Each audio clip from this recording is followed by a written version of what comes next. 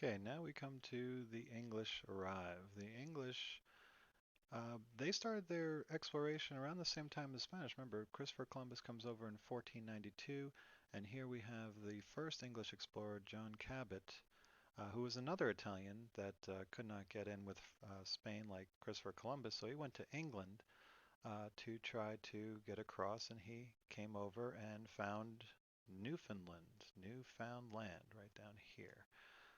Yeah, so that's a very original name. Hey, this is a newfound land, so we'll call it Newfoundland. And it's actually this island right over here on the eastern tip of Canada.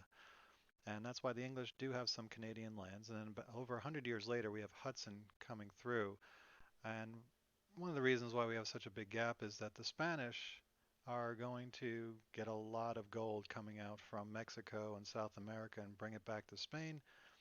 And in between these two time periods, the English see, okay, the best way to make money is to have pirates here. And that's where we get a lot of pirates in the Caribbean trying to steal all that gold coming to Spain.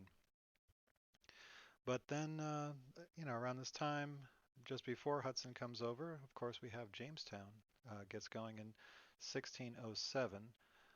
So the colonization doesn't start until Jamestown, until the actually, well, Roanoke Island right before Jamestown. But the English are known as the settlers.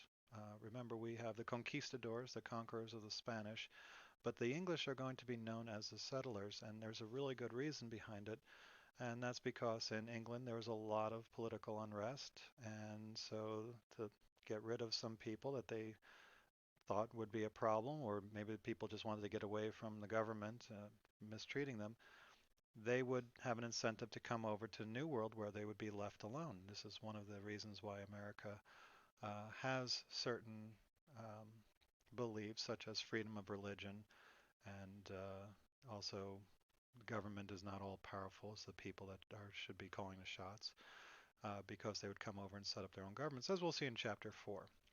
But what you need to know on this page here is, first of all, that they wanted to settle. They were leaving England for good, and they didn't, some people didn't even want to live here in England, so they wanted a new chance in the New World, and they made a very good life for themselves. The French are a different story.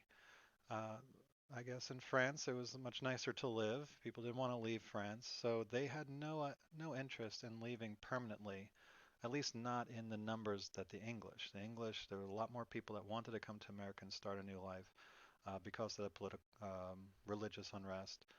And the French didn't have that. They were much more stable, like the Spanish were, with their religion.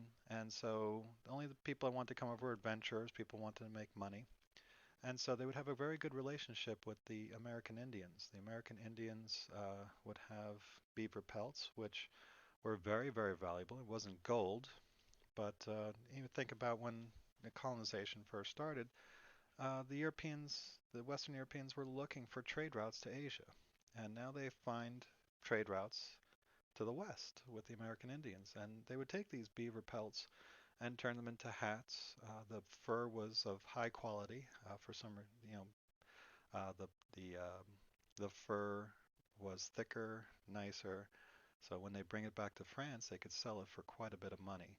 And they would bring over things that the Indians wanted, metal tools, guns, and so the Indians and the French had a very good relationship, especially compared to the Spanish and even the English.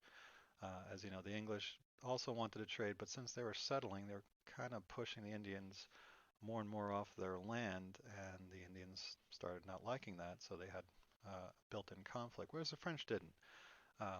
The Indians were happy that the French were there. They treated them fairly. They traded with them on an equal basis as though they were another nation, which they were. And so they had a much easier time setting up colonies. And one of the colonies that we really need to remember is Quebec. Quebec was set up by Samuel Champlain in the early 1600s, 1609, 1616. He goes down the St. Lawrence River. And then about 70 years later, we've got LaSalle, Robert LaSalle, explores the Mississippi River Valley and claims, and all this area gets claimed for France.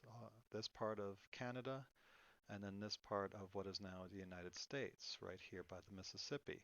And the English will claim this part right here and up here near the Hudson Bay. And so that also puts them in close proximity for future conflicts. But um, those are the